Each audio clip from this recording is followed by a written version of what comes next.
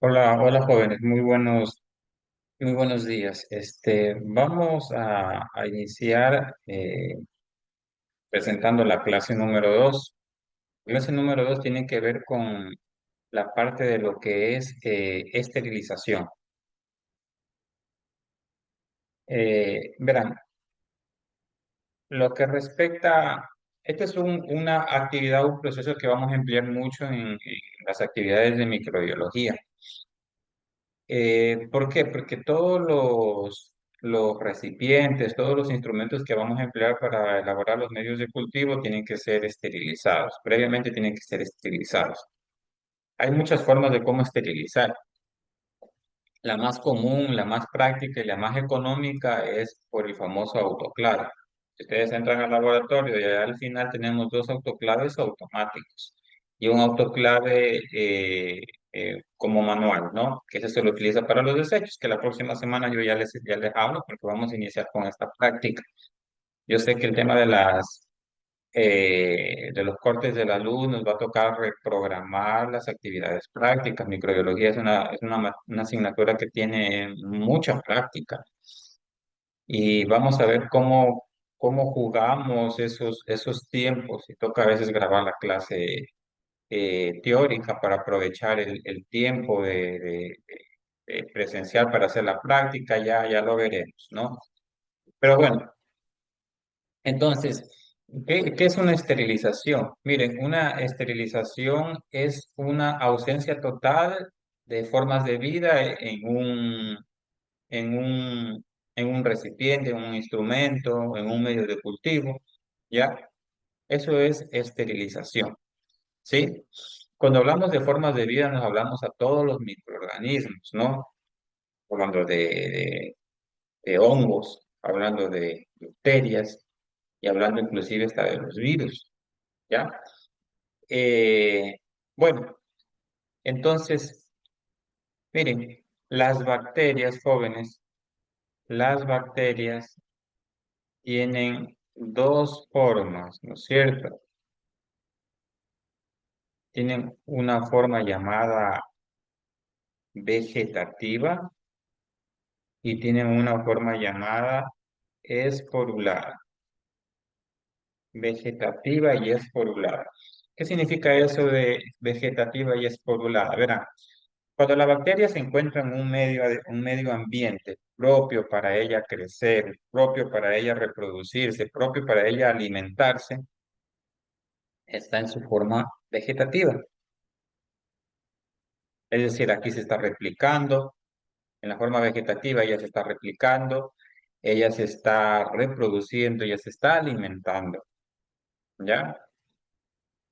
Pero ¿qué sucede? La bacteria cuando encuentra un medio ambiente en la cual comienzan a carecer los nutrientes, comienza a carecer el agua, hay desecación, hay radiación, hay temperatura, ella entra en una forma llamada esporulada.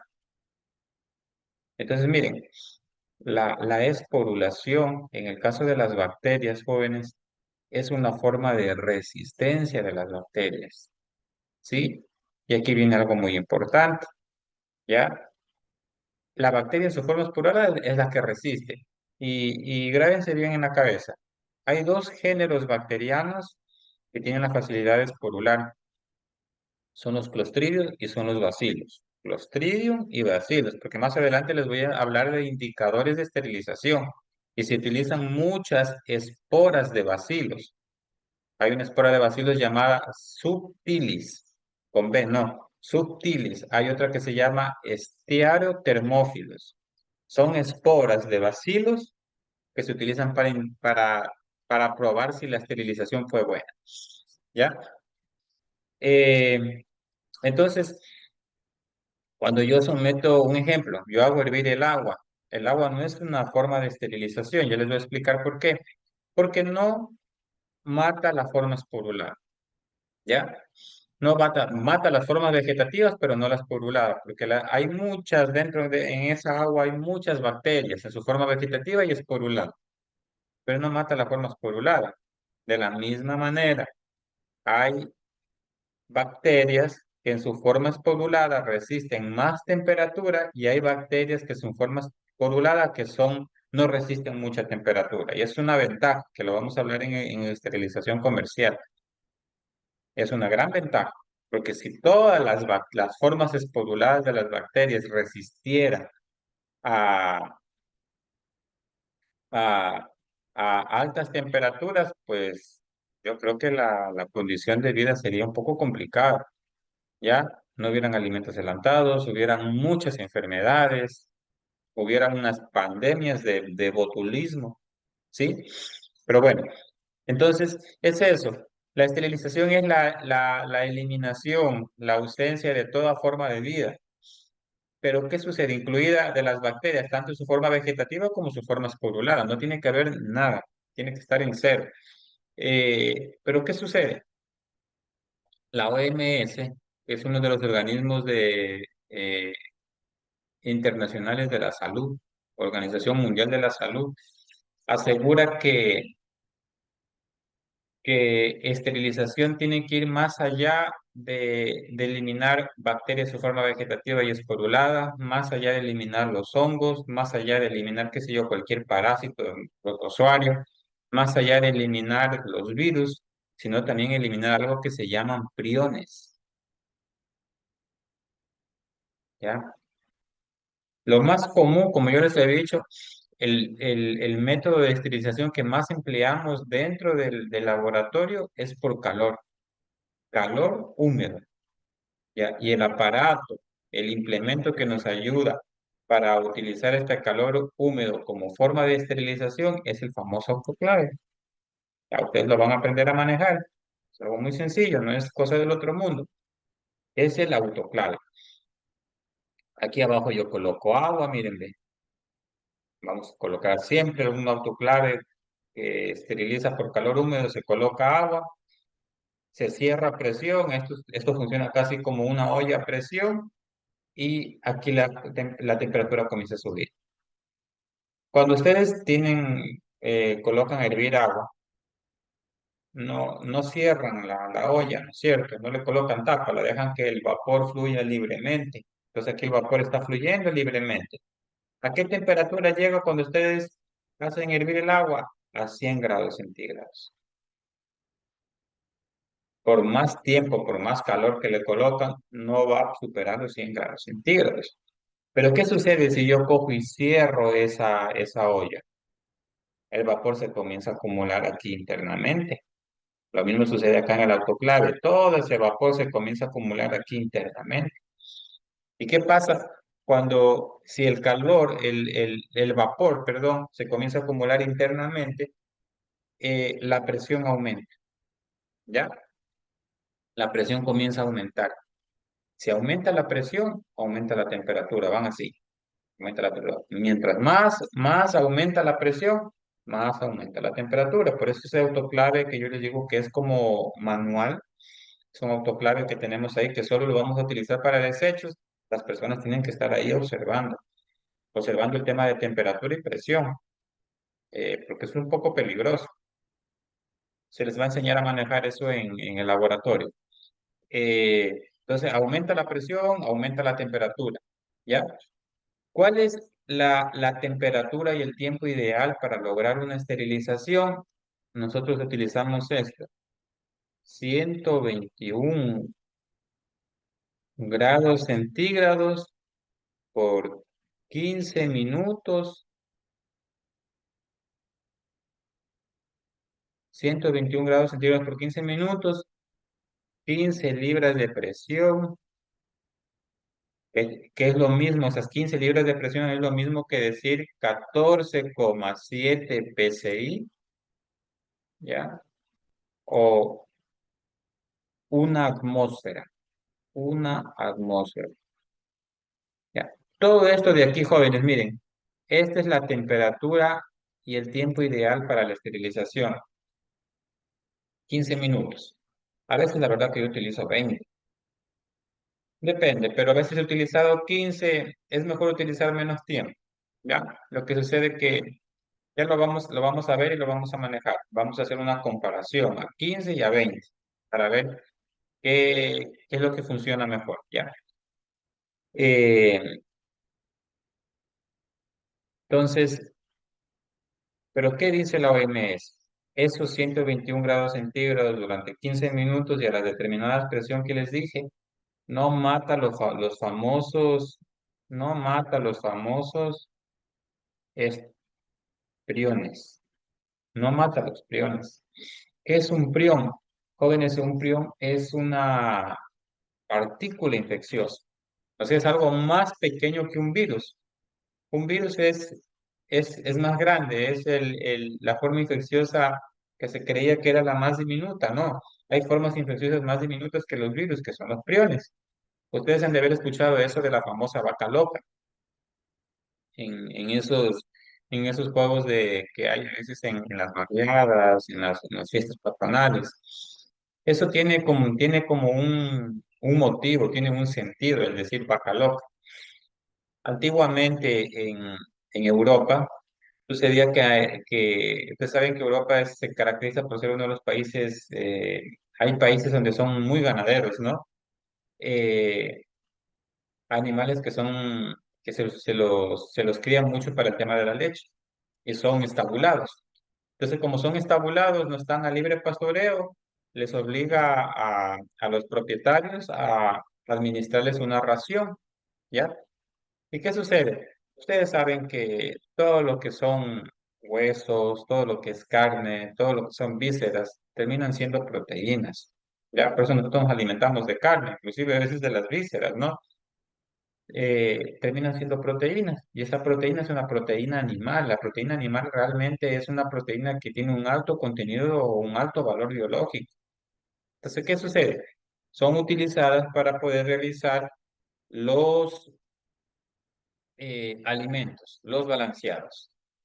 Entonces, antiguamente en Europa utilizaban todos esos restos de huesos, esos restos de vísceras, incluido el sistema nervioso central, y los empleaban para hacer balanceados y les suministraban a los bovinos, ¿ya?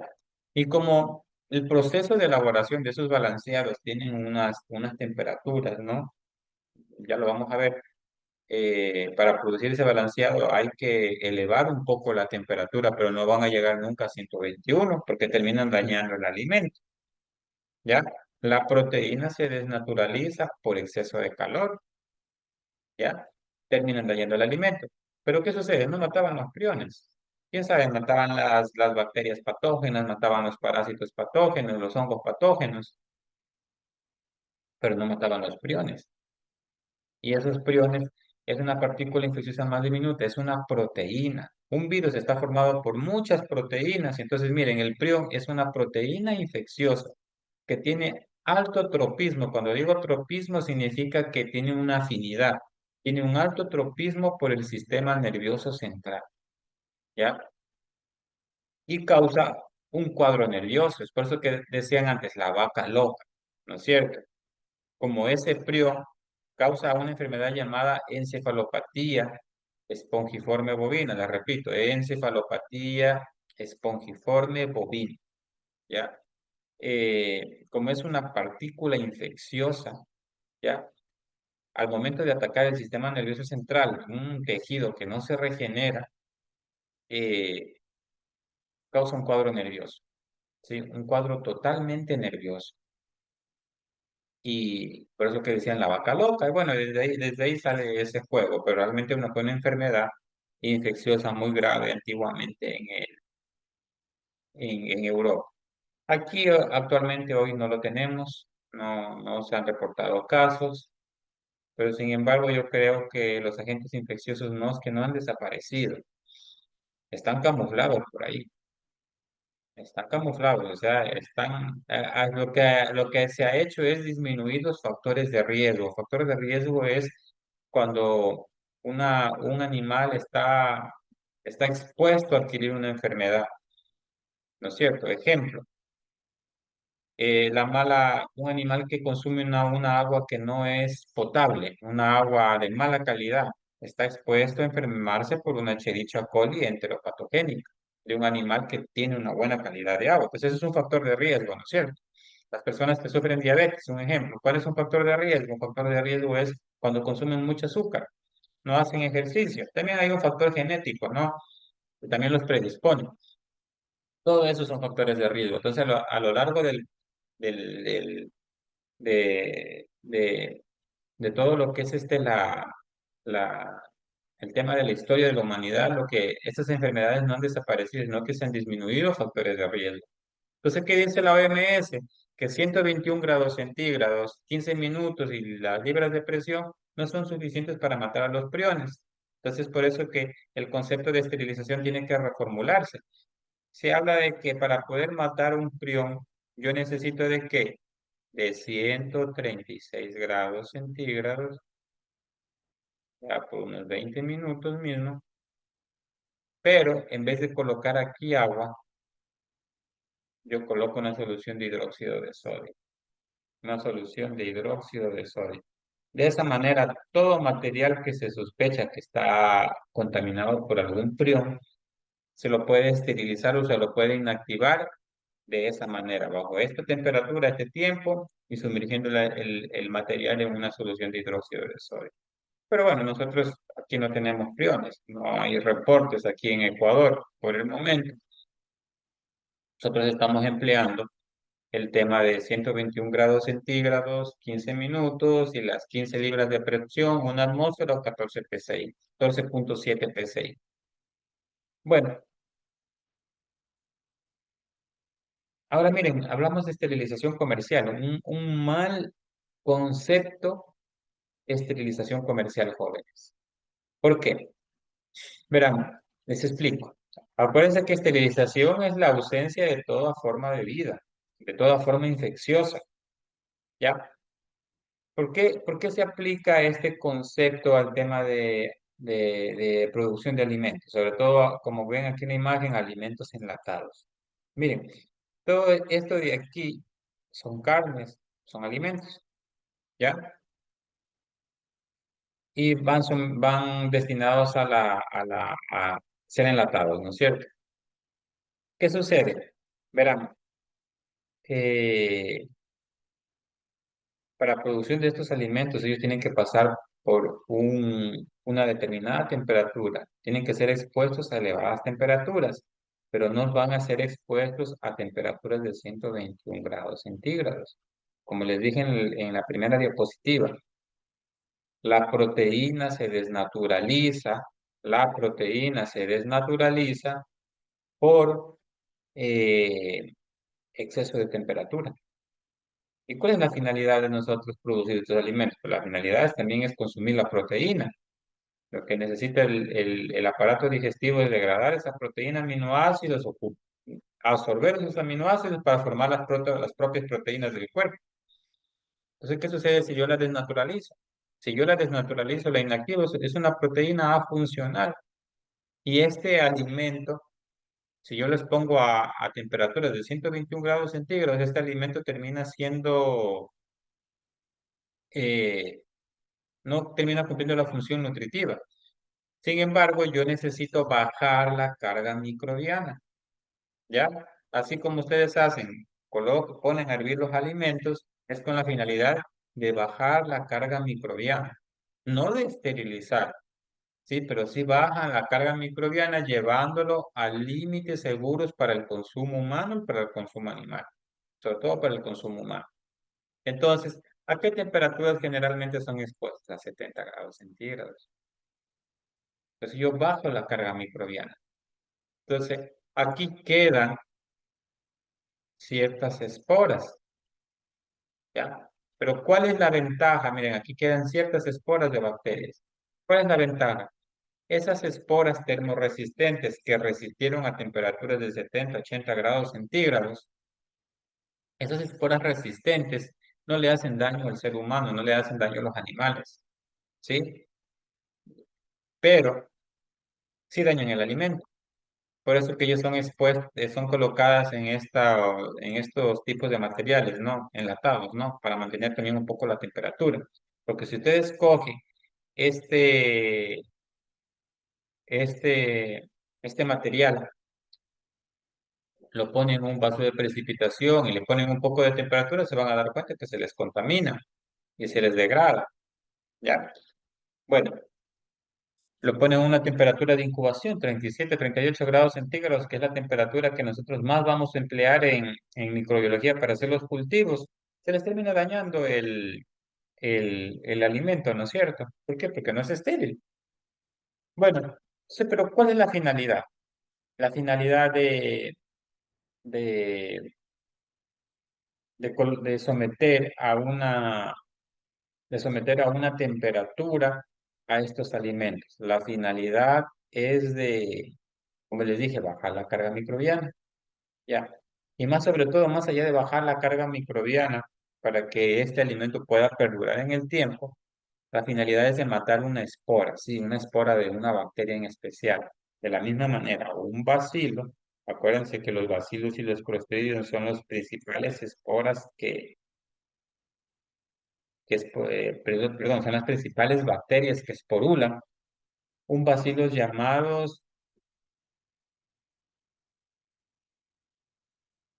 perdón, no es bacilo, jóvenes, ahí corrijan ya. Es un clostridium, un clostridium, ya, llamado botulí. Un clostridium llamado botulí. Ya. Hay bacilos patógenos, sí, pero esos no están presentes mucho en el medio, ¿no? Como el Anthrax, ya lo vamos a ver eso después. Un Clostridium llamado Botulí. ¿Qué sucede con ese famoso Clostridium llamado Botulí? Él produce una enfermedad en el humano, en los animales, llamado botulismo, ¿ya? Como yo les dije, los Clostridium y los Bacillus son los principales géneros que esporulan. ¿Por qué esporulan? Porque generalmente se caracterizan por ser anaerobios estrictos, es decir, el oxígeno que está presente en el ambiente los mata. ¿Y que yo les dije? Cuando una bacteria encuentra un medio inhóspito para su sobrevivencia, ¿qué hace ella?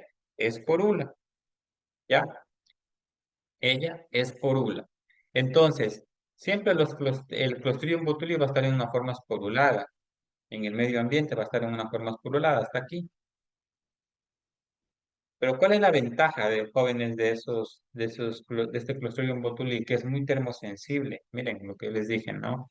Es muy termosensible. La temperatura lo mata.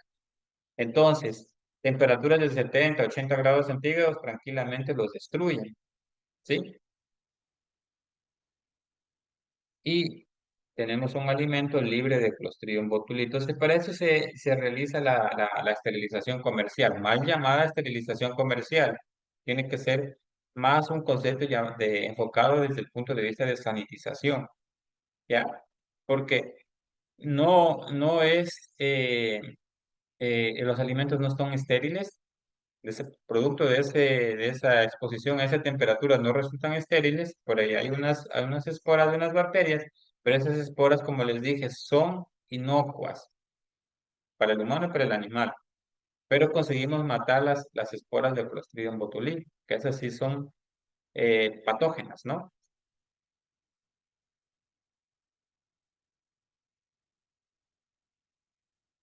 Bueno, esto ya les he de explicar, solo a grosso modo, miren, aquí, esto de aquí, estas pequeñas circunferencias azules como verdes, representan lo que es la espora de Clostridium botulinum. Miren, ve, este es un ejemplo más aplicado para medicina veterinaria. Los animales la consumen a través de los alimentos y eso se absorbe a nivel del intestino. Y va a la unión neuromuscular y provoca una parálisis flácida.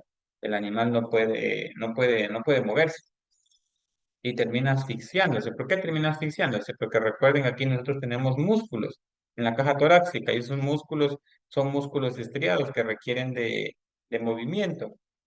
Entonces, eh, al no poder tener contracción muscular, estos músculos, valga la redundancia, de la caja torácica, el animal no puede mover la caja torácica, no puede ampliar la caja torácica y termina en asfixia, ¿no? Ya cuando veamos el capítulo de Clostridiums y Bacillus, ahí les explico detalladamente cómo se producen esas,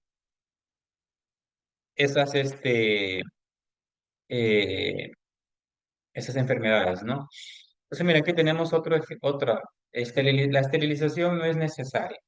Sí, no es necesaria para controlar o para cuando nosotros queremos bajar la carga microbiana en una determinada superficie, no solo necesitamos de esterilización, necesitamos de otros procesos de disminución de carga microbiana. Un ejemplo aquí. Ustedes están viendo aquí una piel que ha sido expuesta a un trauma, ¿no? Aquí yo no necesito esterilizar, porque yo no voy a exponer este tejido vivo a altas temperaturas. No. Entonces, ¿qué necesito hacer? Necesito hacer otros procesos de disminución de carga microbiana. Aquí puedo hacer una antisepsia. Ya vamos a hablar qué es una antisepsia, ¿ya? Pero aparte puedo hacer también limpiezas, puedo hacer lavados. Con esa manera yo estoy disminuyendo la carga microbiana. Pero aparte de eso, ¿de qué necesito? También tengo que dejar que el sistema inmune realice su respuesta, ejecute una respuesta. ¿Sí? El sistema inmune del animal también está trabajando aquí. Está mandando células de la defensa. Esas células producen toxinas para matar esos microorganismos que están entrando al cuerpo y son reconocidos como no extraños. ¿Sí? Ahora hablemos de esto, de desinfección. Desinfección también no es un proceso de esterilización. Ustedes han utilizado que dice desinféctate. Ya, desinfecta la mesa, desinféctate las manos. Está mal dicho, desinféctate las manos. Ya. ¿Qué es desinfección? Son todos los métodos que nosotros empleamos para bajar las cargas microbianas de las superficies inertes. Es donde nosotros matamos generalmente las formas vegetativas, pero no la esporulada. Ejemplo, en una mesa, cuando yo voy a atender un paciente, ¿ya? ¿Qué es lo que yo hago? Yo riego alcohol, riego clorexidina y limpio. ¿Ya? Estoy haciendo una desinfección porque apliqué un químico a una superficie inerte, ¿ya? Eh, Estoy disminuyendo la carga microbiana, pero no estoy esterilizando, ¿ya? Pero de todas maneras ese animal ya se puede atender, se lo puede colocar en esa mesa ya con una mayor seguridad para poderlo manipular y poderlo maniobrar. Hay muchas formas de cómo yo puedo desinfectar. Hay desinfección física y desinfección química. La desinfección física, un ejemplo es yo hacer hervir agua y cojo y la lanzo a una superficie. Esa temperatura va a matar a la mayoría de los microorganismos termosensibles, no a los termoresistentes, pero ya estoy bajando la carga microbiana. O utilizo un químico, que el químico, ¿cómo se llama? Desinfectante. Ejemplo, alcohol, yodo, cloro, formol, glutaraldehído. En fin, hay un sinnúmero de desinfectantes, ¿ya? Amonio cuaternario, se emplean mucho para la avicultura, el glutaraldehído se emplea mucho para la avicultura. Entonces, antisepsia prácticamente es lo mismo que desinfección, se aplica el mismo concepto, procesos de disminución de carga microbiana destinados obviamente a reducir la concentración de microorganismos, pero la superficie que se aplique es diferente. Aquí es una superficie viva, como ustedes están viendo ahí en la imagen, es una superficie viva. Entonces no podemos aplicar todos los mismos métodos que nosotros utilizamos para realizar una desinfección, no podemos aplicarlo para realizar una antisepsia, porque yo no voy a lanzar agua caliente aquí en esa superficie viva, ¿no es cierto? Pero sí puedo colocar alcohol, sí puedo colocar yodo, quién sabe la oxigenada también, ¿ya? La clorexidina. Entonces, generalmente más se utilizan químicos, ¿no? ¿Ya? Y obviamente también hay que dejar un tiempo para que ese desinfectante o ese antiséptico actúe. No es que inmediatamente la carga microbiana ya se redució. No, hay que dejar un tiempo, ya, 5 minutos, 4 minutos, 3 minutos. Hay que dejar un tiempo para que el desinfectante ejecute su mecanismo de acción. Entonces, miren, todo antiséptico puede ser utilizado como desinfectante, pero no todo desinfectante puede ser utilizado como antiséptico. Ejemplo, yo no voy a colocar formol en esa piel, yo no voy a colocar glutaraldehído, amonio cuaternario en esa piel, ¿no es cierto? Pero todo lo que yo coloco en esa piel como antiséptico sí lo puedo utilizar como desinfectante, ¿no? Sanitización. Un claro ejemplo es la ebullición del agua. Cuando nosotros hacemos hervir nuestros alimentos, estamos bajando la carga microbiana. Es otro proceso de disminución de carga microbiana, jóvenes. Generalmente se logra por procesos físicos, ¿no es cierto? Como ustedes pueden ver ahí, la ebullición es un proceso de sanitización. Eh, Sin embargo, de la misma manera, no es un proceso de esterilización, al igual que la antisepsia, al igual que la desinfección, al igual que la esterilización comercial, no es un proceso de esterilización.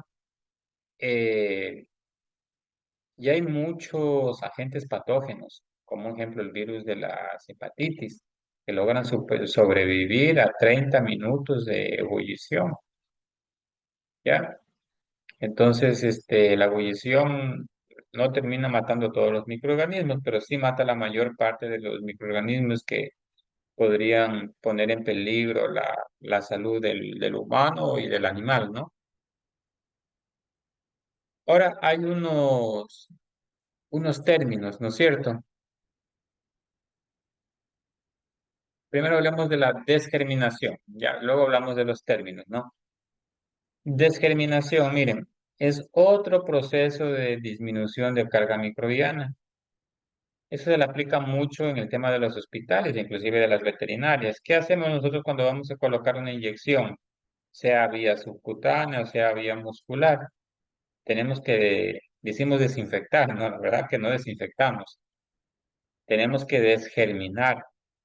Y si se han dado cuenta que la enfermera hace lo siguiente en los hospitales, coge una turunda de algodón, la empapa en alcohol y la pasa en la superficie, ¿ya? Pero ella no va a esperar 2 a 3 minutos porque la cola está larga, ¿no?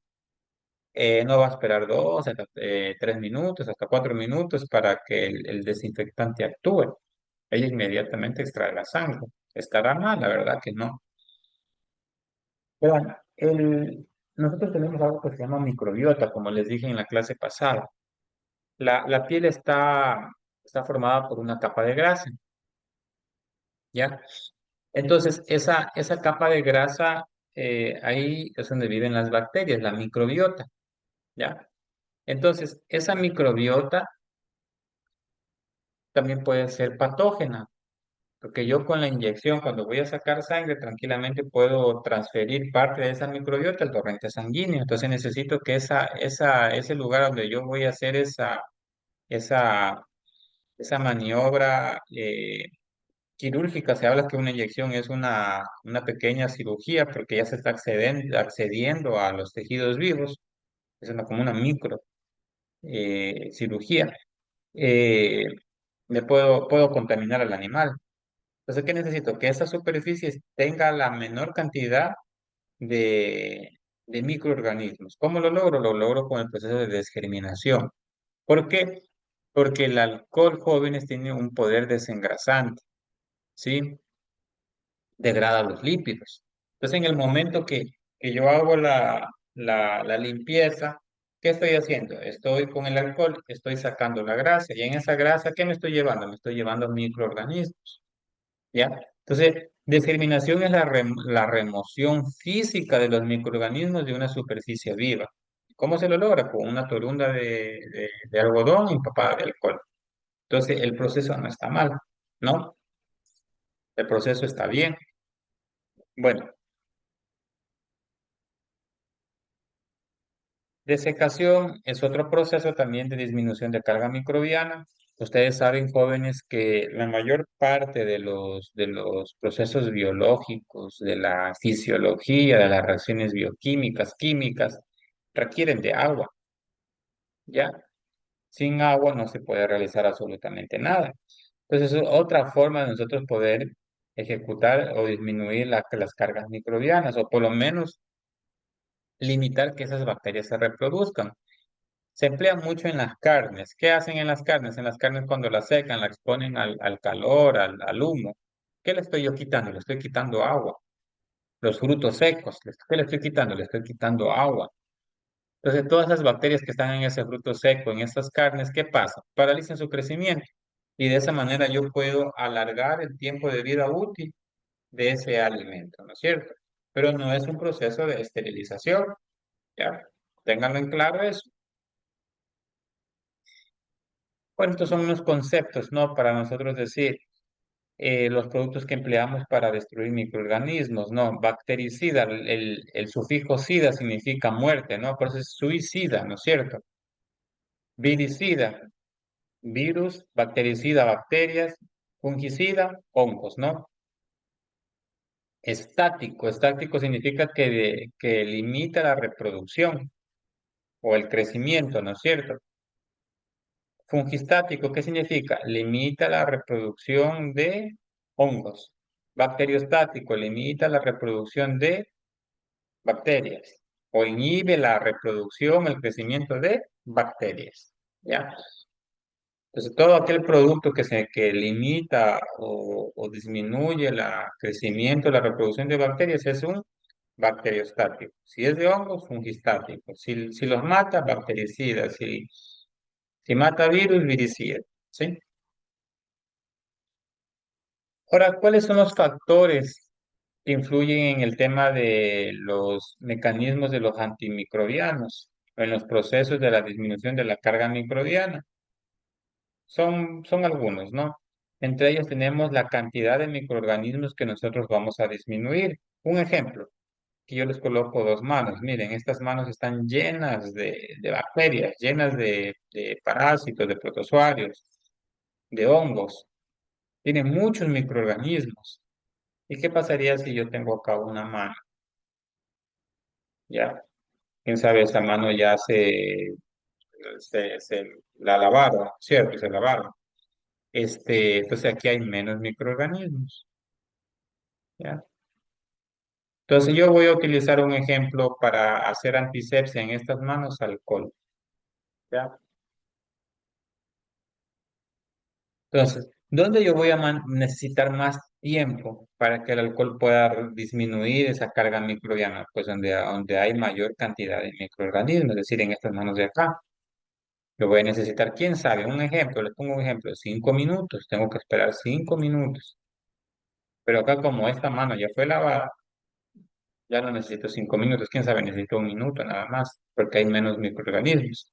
Entonces, el tiempo en la cual un antiséptico o un desinfectante, porque no solo les estoy explicando de este factor, también puede ocurrir en el tema de una superficie inerte, ¿no? El tiempo que un desinfectante o un antiséptico o cualquier mecanismo antimicrobiano para disminuir la carga microbiana requiera para bajar esa carga microbiana depende de la cantidad de microorganismos, ¿no?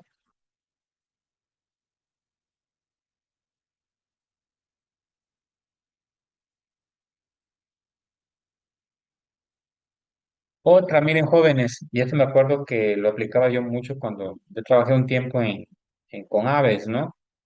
Eh, lo aplicaba mucho en el tema de la avicultura. ¿Qué sucede, jóvenes? Les explico a grosso modo, en la avicultura, cuando los animales ya salen para faenamiento, no es que inmediatamente se colocan otros pollos para iniciar otro ciclo de producción, la verdad que no. Nosotros tenemos un espacio que se llama vacío sanitario, ¿ya? Salen los animales, teníamos de 15 a 20 días dándoles espacio de vacío sanitario. En ese vacío sanitario, ¿qué se hacía? Se hacía todos los procesos de desinfección y de limpieza del galpón, porque como ustedes pueden ver, miren, aquí tenemos un bebedero automático, ¿no? ¿Ya? Todos sus bebederos, miren, bebederos, comederos, quedan con restos de materia orgánica, miren, ve, de alimentos, ¿no? Las líneas, miren, todos quedan con materia orgánica. esa materia orgánica tiende a ser un medio protector para los microorganismos. Es por eso que es muy, o sea, para nosotros aplicar un buen proceso de desinfección, un buen proceso de disminución de carga microbiana, lo que primero tenemos que hacer es que remover toda la materia orgánica. ¿Qué hacíamos nosotros? Nosotros íbamos con unas mangueras a full presión y intentábamos sacar todos los restos de materia orgánica. Luego aplicábamos el desinfectante. Lo que más nosotros utilizábamos y me agradaba mucho era el glutaraldehído, ¿ya? Cada técnico tiene su experiencia con sus propios productos, con los productos, ¿no? Para mí me gustaba mucho el glutaraldehído. Hacíamos la limpieza y luego aplicábamos el desinfectante. Lo mismo sucede en los hospitales, temas de secreciones, heces, vómitos. Primero se limpian, luego se desinfectan. No es que por encima de ellos se coloca el desinfectante. Ya ahí no va a haber una buena eficacia del desinfectante, ¿no es cierto? Entonces, esos medios generalmente se caracterizan por ser medios protectores, aparte de ser alimentos, porque son proteínas, son grasas, son carbohidratos para los microorganismos, también son medios protectores, ¿no es cierto?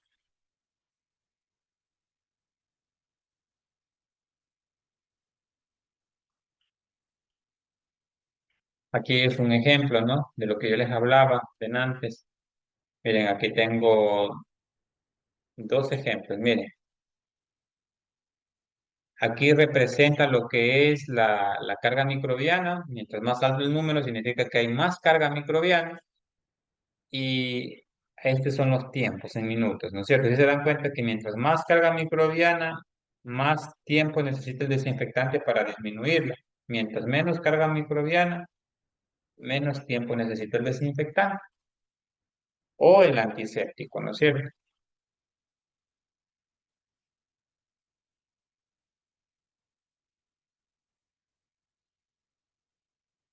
Es muy importante considerar esto de aquí, jóvenes.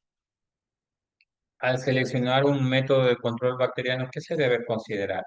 Ejemplo, yo voy a hacer un proceso de una siembra de una bacteria. ¿Qué necesito? Necesito material de vidrio, ¿no es cierto? Miren, necesito material de vidrio, necesito cajas Petri, un ejemplo, ¿ya? Tranquilamente estas cajas Petri que son de vidrio son termoresistentes. Yo tranquilamente las puedo colocar en el autoclave, ¿ya? Pero no va a pasar lo mismo con el tema de, un ejemplo, hay materiales de plástico, catéteres, eh, venoclises, mangueras de plástico que son empleadas para pasar fluidos, en el caso de los hospitales. Esos se llevan a cabo a través de otros procesos de esterilización. ¿Por qué? Porque ese material es termosensible, la temperatura los daña. Y asimismo, dentro de la misma microbiología, yo quiero esterilizar una solución yo quiero esterilizar urea. La urea es muy termosensible. La quiero utilizar porque quiero darle a la bacteria para ver si tiene la capacidad de producir una enzima llamada ureasa y que degrada la urea. Pero no la puedo esterilizar en el autoclave. Que tengo que utilizar otros procesos de esterilización que ya los vamos a ver. ¿Ya? Asimismo, hay medios de cultivo que la temperatura los daña. Por eso, pues, ahora ya les explico. Cada vez que vayamos a hacer un medio de cultivo, ustedes qué tienen que ver en las instrucciones, si se esteriliza o no. Eso yo ya no les voy a explicar. Yo les voy a enseñar a preparar los medios de cultivo, a enseñar a sacar los cálculos, para qué sirve el medio de cultivo, pero eso ya les queda por cuenta de ustedes, revisar si el medio de cultivo se esteriliza. Ahí cometen muchos errores los estudiantes. Medios de cultivo que dicen no se debe esterilizar, lo esterilizan. Entonces, primero acostúmbrense, por favor, siempre a leer las instrucciones de uso. Ya, léanlas, por favor, léanlas. Aquí un ejemplo, aquí tengo un medio de cultivo. Mire, por aquí siempre van a estar las instrucciones de cómo se lo prepara. Ya, qué se le debe agregar. Ya vamos a ver, ahí en el laboratorio tenemos algunos. Entonces hay que considerar eso, las características de termoresistencia y termosensibilidad del material que se va a esterilizar. ¿Sí? Ahora, ¿por qué se utiliza mucho el calor, jóvenes? Miren, se utiliza mucho porque el calor degrada la proteína, desnaturaliza la proteína. Miren, todo lo que son enzimas, ustedes saben, para que se lleven a cabo las reacciones biológicas, sean de respiración, digestión, circulación, por ello requiero de reacciones bioquímicas. Y para que esas reacciones bioquímicas se lleven a cabo, requiero de qué? De algo que se llaman ¿qué? Enzimas. ¿Y las enzimas qué son, jóvenes? Las enzimas son proteínas, ¿no es cierto? Entonces, ¿qué hace el calor? Mire, si yo quiero inactivar ese microorganismo, pues, desactivo las enzimas. Si esa bacteria, si ese microorganismo no tiene enzimas, ¿cómo vive? ¿No es cierto? Se muere. Entonces, eso es lo que hace el calor. El calor inactiva o desnaturaliza las proteínas. Pero infelizmente recuerden que los alimentos también tienen proteínas. Las proteínas tienen muchas funciones, eh, funciones fisiológicas, como estamos viendo, las enzimas metabólicas, tienen funciones estructurales. Las proteínas también forman parte de los tejidos y tienen funciones nutritivas, ¿ya? Eso de funciones fisiológicas y metabólicas son funciones biológicas, ¿ya? También tienen funciones nutritivas. Entonces, esas funciones nutritivas, si yo degrado la proteína, significa que ese alimento va a perder su característica nutricional. Entonces, miren, ustedes ya por bioquímica me imagino que ya saben que las proteínas tienen estructuras primaria, secundaria, terciaria, hasta cuaternaria, y están así enrolladas. Miren cómo están enrolladas, debido a las diversas estructuras o niveles de proteínas que hay, debido a los diversos niveles de estructura de proteínas, que primaria, secundaria, terciaria y cuaternaria. ¿Y cómo se enrollan? ¿Gracias a qué? Los famosos puentes de hidrógeno. ¿Ya? Por ahí consulten qué es un puente de hidrógeno, que la próxima semana cualquiera lo paso al frente y le pido que me explique. ¿Ya? Entonces, ¿qué hace el calor? El calor rompe los puentes de hidrógeno, así como yo les expliqué el tema de las PCRs, ¿no? Cuando yo les dije que las hebras tienen que ser separadas, las hebras están unidas, ¿por qué? Por puentes de hidrógeno. Y para que yo separarlas, ¿qué hago? Utilizo calor. Y lo mismo sucede acá, yo utilizo calor.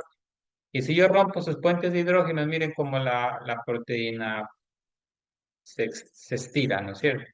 Miren aquí, se estiró. Aquí es a funcional. Aquí es una proteína funcional. Aquí esa funcional, aquí no sirve. Y no va a cumplir su función, sea biológica, sea estructural o sea nutritiva. ¿Sí? Entonces, de eso trata el, el, el, el mecanismo de acción del calor. Bueno, aquí les grabo la primera parte porque de aquí ya mismo se va la luz y la segunda parte ya les grabo cuando ya retorne, ¿ya?